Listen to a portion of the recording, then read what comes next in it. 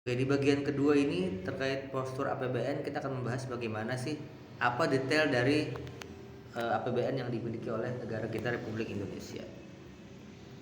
Pertama, ini contoh APBN 2021, berarti disusun tahun 2020 untuk tahun 2021 gitu.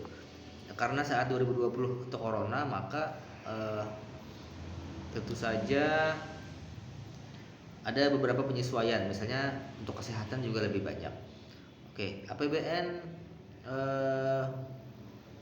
2021 itu defisit atau kurang 5,7% daripada PDB. Nah, di APBN 2021 kita bisa melihat bahwasanya anggaran pendapatannya itu 1.600 triliun, sedangkan 1.700 triliun, sedikit naik dibanding 2021. Nah, yang apa saja sih yang menjadi sumber pendapatan kita paling besar adalah penerimaan perpajakan 1.400 triliun. Pajak itu kalian mempelajarinya mungkin di mata kuliah ekonomi pembangunan, bukan? Apa saja sih pajak? Ada pajak pusat, ada pajak daerah, ada pajak penghasilan, pajak pertambahan nilai, dan lain-lain. Terus ada juga penerimaan negara bukan pajak, ada 298 triliun dan hibah 0,9 triliun. Jadi penerimaan negara bukan pajak itu seperti apa namanya? Hasil dari tambang itu kan ada semacam iuran, semacam bayaran yang diberikan oleh para pengusaha tambang untuk negara. Jadi jumlahnya nggak terlalu besar itu. Termasuk juga penerimaan negara bukan pajak, dividen atau bagi hasil yang diberikan oleh BUMN kepada negara masuk. Nah, belanja itu adalah 2.750 triliun, sehingga ada defisit 600 triliun, 1000 triliun, 1006,4 triliun, 5,70% terhadap PDB. Kalau tadi dia ada maksimalnya 3%, maka sekarang 5%. Tapi ini meskipun lebih dari 3%, dia turun dibanding tahun sebelumnya 6,34%. Nah, sekarang yang pembiayaan anggaran paling bawah, pembiayaan anggaran yang harus dicarikan sumbernya adalah 1.006 triliun, yang harus dicarikan dari mana sumbernya.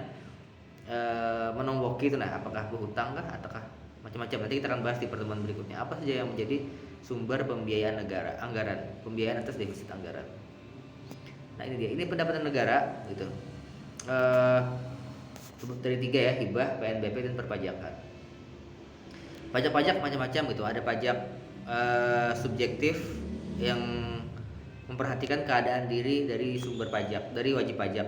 Itu pajak penghasilan, kondisi dari orang itu berapa pendapatannya. Nah, sedang pajak pertambahan nilai atau PPN sebelah kanan itu merupakan pajak objektif, artinya pungutan yang memperhatikan nilai dari benda tersebut, dari transaksi, misalnya dari benda yang diperjualbelikan. Kalau kita beli ke minimarket, Alfamart, Indomaret itu ada PPN, gitu kan, 10%. Nah, itu pajak yang dibayar kepada negara.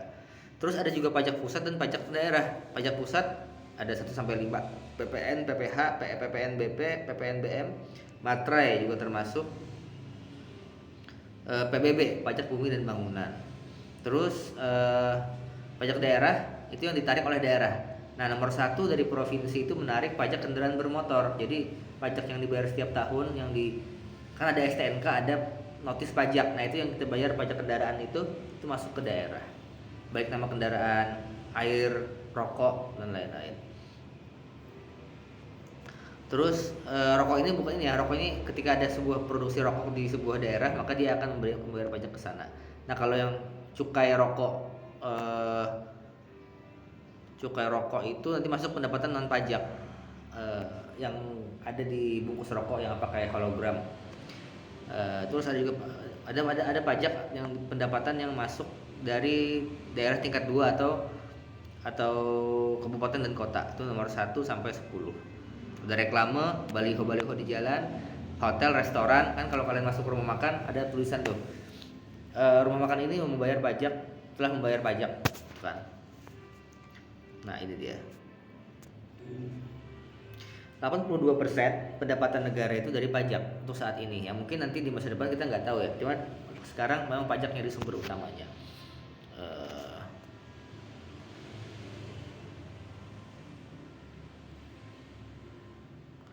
Sedangkan pendapatan negara bukan pajak adalah pemanfaatan sumber daya alam, pelayanan. Ketika ada pelayanan dia bayar, bikin paspor bayar, itu kan masuk ke pendapatan negara bukan pajak. Ada pengelolaan keuangan harta negara, kan. Ada juga hibah atau dari bantuan dari organisasi lain.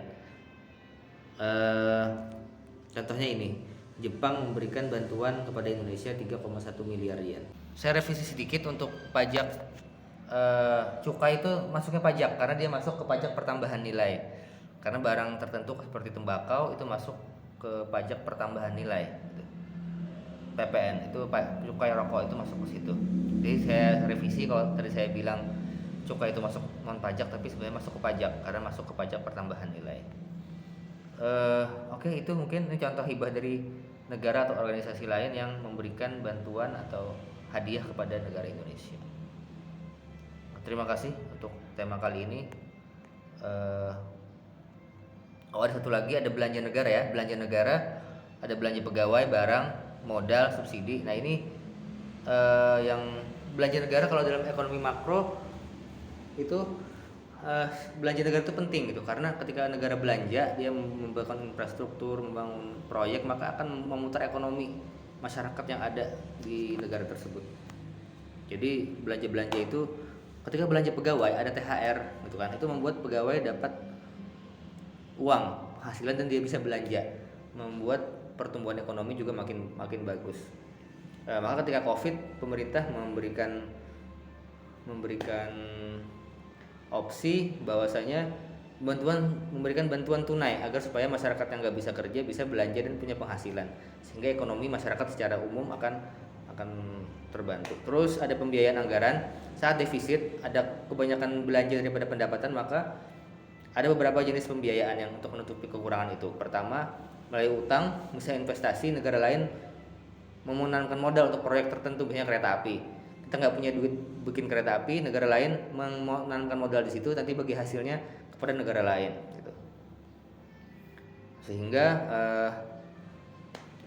pembiayaan ini memang sangat tricky ya, atau sekarang Indonesia belum bisa bebas dari pembiayaan anggaran karena masih selalu defisit, dan nanti itu yang, tapi biasanya kalau pembiayaan itu kepada proyek-proyek yang menghasilkan keuntungan, bangun infrastruktur, pelabuhan, bandara, itu kan menghasilkan keuntungan, sehingga dari situlah sumber membayar pinjaman kepada negara lain baik pokok maupun bunganya. Oke. Sekian dan terima kasih.